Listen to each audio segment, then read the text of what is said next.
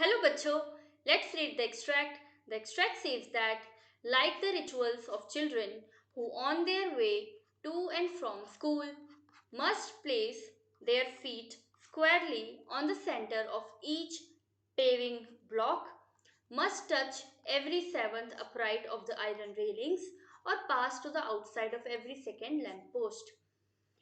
उसी तरह जैसे बच्चों का रिवाज होता है कि जब वो अपने स्कूल जाते हैं या स्कूल से आते हैं तो वो अपने पाँव जो भी पेविंग ब्लॉक्स होते हैं यानी कि जब सड़क पे जाते हैं तो ब्लॉक्स बने होते हैं कुछ साइड में, तो वहां पर उनको सेंटर में अपने पाँव रखने उनको जरूरी होते हैं। ये उनका रिचुअल होता है। वो जो भी आयरन रेलिंग्स बनी होती है तो ठीक जो सातवीं आयरन रेलिंग होगी उसको उनको टच करना है, या जो लैंप पोस्ट लगे रहते हैं वो उसमें जो सेकंड हर दूसरा लैंप पोस्ट है उसके पास से उनको गुजरना है। ये बच्चों के रिचुअल्स होते हैं जब वो स्कूल जाते हैं या स्कूल से आते हैं। Let's read the questions. Question number A says that who is the author of this extract and what is he describing here. इस एक्सट्रैक्ट का ऑथर कौन है और वो क्या डिस्क्राइब कर रहा है। Question number B, why does the author compare the description to that of children. Author इस डिस्क्रिप्शन को बच्चों से क्यों कंपेयर करता है। Question number C, when and where did all the activities describe here take place. कब और कहाँ ये जितनी भी एक्टिविटीज यहाँ पर डिस्क्राइब की गई हैं वो होती हैं। Question number D, what does the author think of the person और creature doing these activities. Author जो भी इंसान या क्रीचर यानी जानवर जंतु इन एक्टिविटीज को करता है तो उनके बारे में ऑथर क्या सोचता है। Let's understand the key concept, the rituals of children, बच्चों के रिवाज। Answer to question number A. The author here is Gavin Maxwell and he is describing the activities or rituals of the children that they perform on their way to and from school. Author का नाम क्या है? Gavin Maxwell.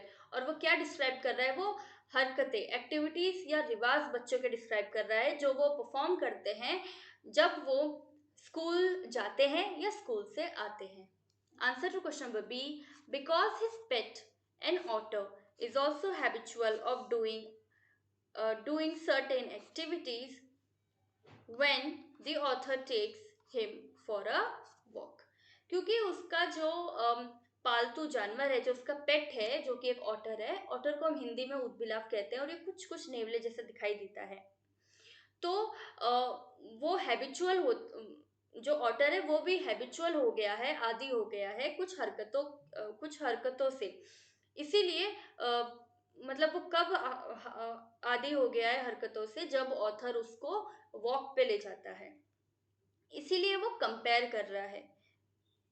Now answer to question number C, all the activities described here takes place in the streets of London when the school children go to school and also while returning from the school। ये जो भी activities होती हैं वो कहाँ पर हो रही हैं? लंदन की सड़कों पे। तो और ये कब हो रही है? जब स्कूल के बच्चे या तो स्कूल जाते हैं या जब ये वो तब करते हैं जब या तो वो स्कूल जाते हैं या स्कूल से आते हैं। Answer to question number D, the creature doing these activities is an otter and the author thinks that it is an intelligent and playful animal and who is as innocent as a child। ये जो जानवर इन हरकतों को कर रहा है वो एक ऑटर है और ऑथर को ये लगता है कि वो बहुत ज़्यादा इंटेलिजेंट है, प्लेफुल है, यानी उसको खेलना बहुत पसंद है और वो एक बच्चे की तरह मासूम है। Hope you understood the question well. Best of luck. Thank you so much.